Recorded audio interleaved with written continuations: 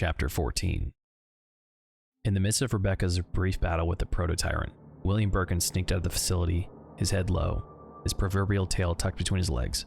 The young man had lost track of him a few hours earlier, had assumed the scientist had followed Wesker up and out. Those people from Rebecca's little adventure team had only moments before. But there he was, half running through one of the hidden exit tunnels, his pallid, twitching face a mask of fear, terrified by the sounds of battle, certainly entirely unaware that he was alive only because his life was so very unimportant. Although he'd wished to deal with them personally, the young man let the scientist go now, pray for another day. He was too enraptured by the fight, too eager to see Rebecca torn limb from limb. Instead, he saw her duck her fate yet again, a combination of deafness and stupid luck that was quite a marvel to behold. He watched as she left the tyrant behind and came across Billy only a moment later, somehow still alive, clinging like a barnacle to a rock as a sea of sewer water churned around him. A single blow by one of the water creatures sent him spiraling away to one of the plant's many filter rooms, left Rebecca screaming after him, surely half mad with frustration, with loss and crushed hope. The young man smiled, a cold and nasty smile, calmer than he'd felt for some time as he watched Rebecca cross the walkway, find another elevator in the plant's operations room, wend her way across the depths of the plant, where he and his hive waited, curling together in their cocoon of glittering liquid excretions. With luck, she'd come across Billy soon, possibly even alive. Probably, in fact. He understood now that he'd simply tried too hard to rush matters, to hurry their fate. A confrontation was inevitable. And hadn't he truly wanted an audience all along? Someone to appreciate his magnificent undertaking? Besides, the dawn would be soon, a dangerous time for the children, their delicate bodies easily burned by even the weakest sunlight. Better that he let the two interlopers come to him. They would know his glory before he crushed them himself. He watched and waited, excited for the final chapter of his triumph to begin. Rebecca wasn't sure where she was, the descending levels and rooms of the new building impossibly tangled, but she kept going, kept moving down. The hallways were clear, but two of the rooms she moved through, yet another small control room of unknown purpose, and a wrecked employee lounge, were infested with zombies. She only had to shoot 2 of 7 that she saw, the rest too decrepit, too slow-moving to constitute a real threat. She wished she had the time and the ammo to put all of them down, to spare them what their lives had become, but seeing Billy again kept her hurrying. He was hurt, but alive, and hidden somewhere in the depths of the confusing layout. The new facility was a water treatment plant. She could tell that from the pervasive odor, if not from the signs in the control boards that seemed to litter every other room. But she thought that it was also a front for more of Umbrella's illegal activities. Why else would it be connected to the training facility, albeit indirectly? She went through a small courtyard area on the 7th basement level. At least, she thought it was the 7th. That had been under construction before the virus had hit, and she doubted very much that the rock-carved bunker, replete with forklift, had much to do with water treatment.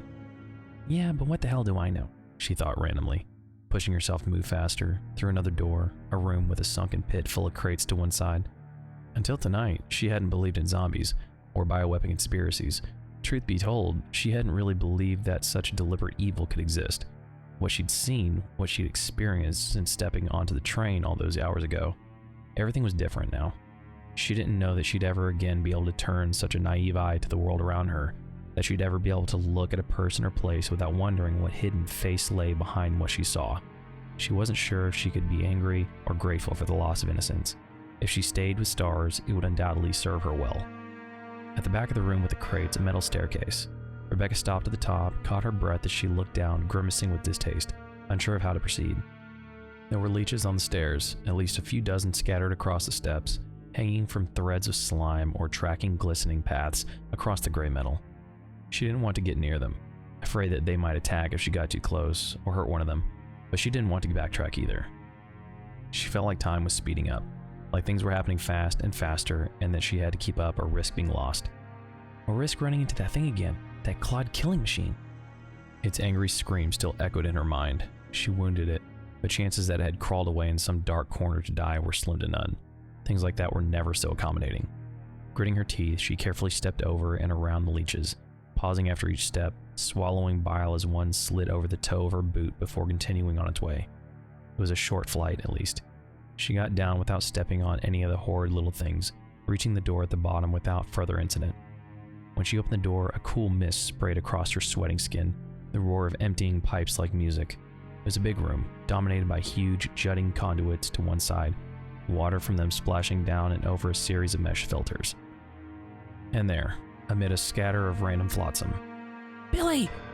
Rebecca ran to Billy's prone form, a bitter waterfall splashing down beside them as she crouched, reaching for his throat. She pushed his dog tags aside, shaking inside. But there was a strong, even pulse, and at her touch, he opened his eyes, looked blearily up at her. "Rebecca?" He coughed, started to sit up, and she gently placed one hand to his chest, pushing him down. He had a purpling knot on his left temple, a big one. "Just rest a minute," she said, having to force the words around the hardness in her throat. She'd wanted to believe he'd be all right, but it had been so hard. "Let me check you out." A faint smile played across his lips. "Okay, but then it's my turn," he mumbled, and coughed again. He answered her questions without any confusion as she pushed and prodded, checked his range of motion, cleaned a few of his deeper scratches. The knot on his head seemed to be the worst of his injuries, causing him some dizziness and nausea, but it wasn't nearly as bad as she'd feared. And after only a few minutes of her ministrations, he pushed himself into a sit, turning a weak smile her way. Okay, he said, wincing as she touched his temple. "I'll survive, but not if you keep poking me." "Right," she said, sitting back on her heels, feeling surprisingly deep satisfaction. She'd set out to find him, and had. She had no idea that such a basic sense of accomplishment could be so fulfilling, could so easily overwhelm all the negatives in their situations, even if only for a moment. "I'm glad you're alive, Billy." He nodded, wincing again at the movement. "You and me both." She helped him up to his feet, supporting him as he found his balance. When he was ready enough, he stepped away, and she saw a look of disgust across his face, his mouth curving down as he moved past her, toward one corner of the room where a slick of dark water poured over another mesh filter. The corner of the room was heaped with bones, human bones, worn smooth by years of falling water, thick with a greenish bacterial slime. Rebecca counted at least 11 skulls among the tumble of femurs and cracked ribs, most of them crushed or broken. Some of Marcus's old experiments? Billy's tone was low. It wasn't really a question, and Rebecca didn't answer it, only nodding. "It's Umbrella," she added, after a moment. "They encouraged it.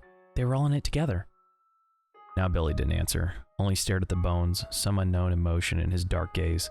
After a second she shook it off, turned away from the sad remnants of human life. "What say we blow this popsicle stand?" he asked, and though his words were light, neither of them smiled.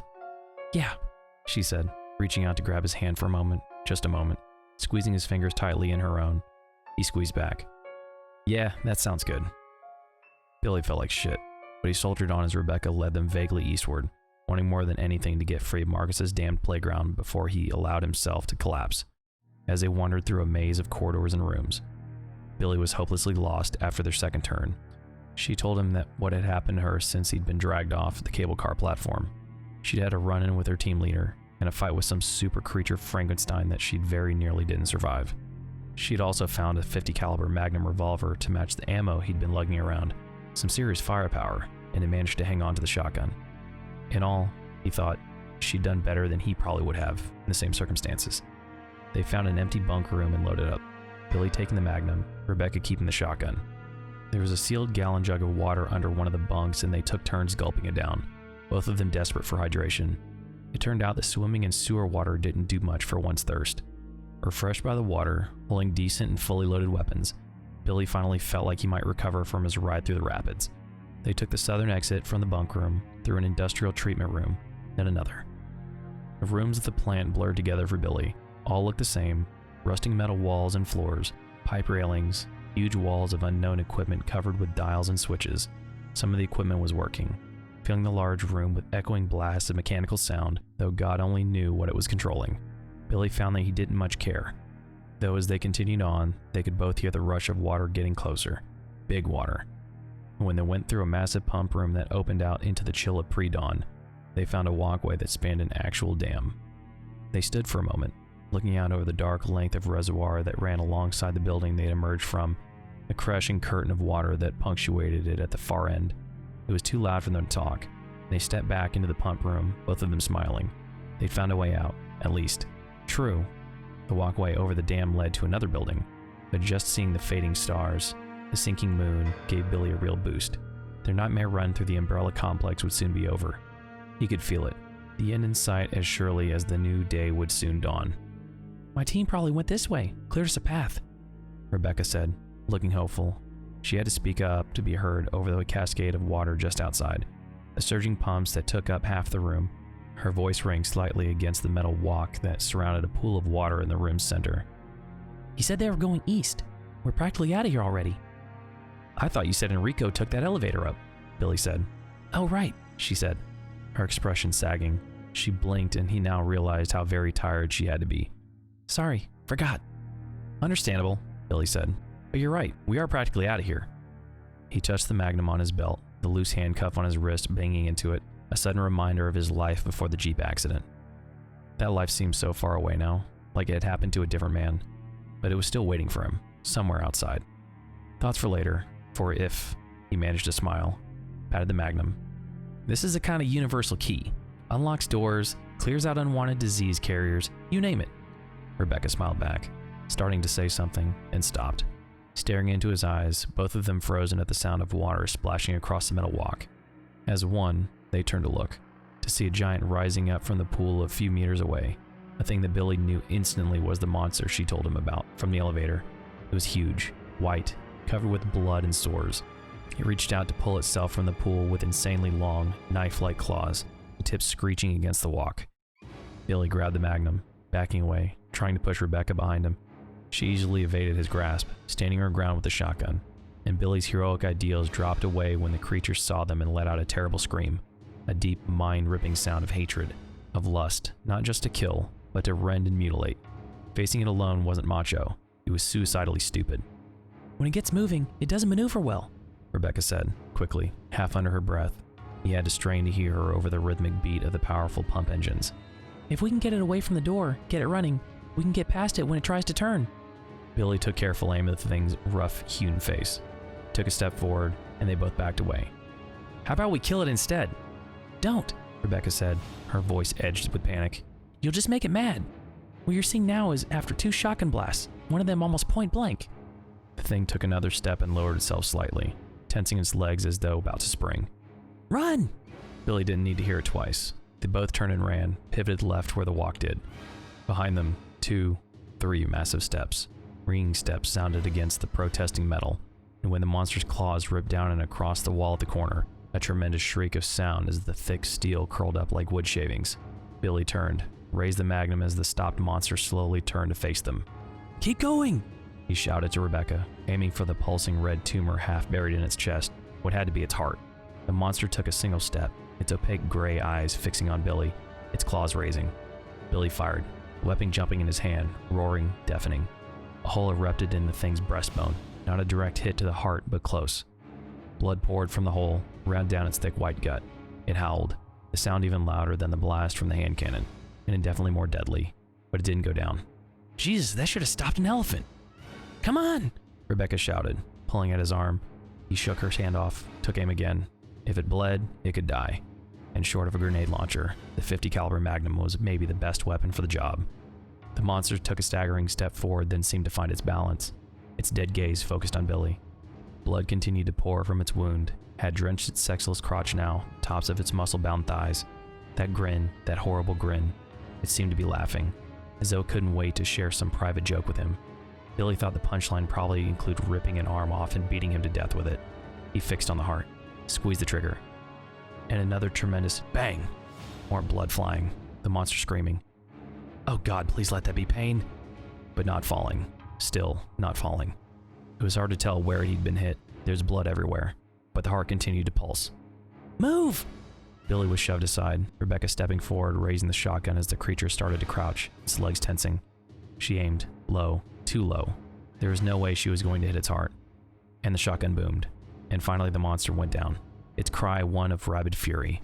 It clawed at the walk, its talons pulling a tremendously painful, high squeal from the metal. Billy saw that Rebecca had blown out one of its knees and hesitated only a second, just long enough to wonder why it hadn't thought of that. It wasn't dead, but unless it sprouted wings, it wasn't going to be coming after them anytime soon. Then he raised the Magnum again, fixing on its fish belly white skull as it floundered and clawed to pull itself closer, undoubtedly to continue its attack. It only managed to slide itself part way into the water. the dark pool churning with pink foam as it struggled to get out. Waste of ammo? He half-asked, glancing at Rebecca for her approval.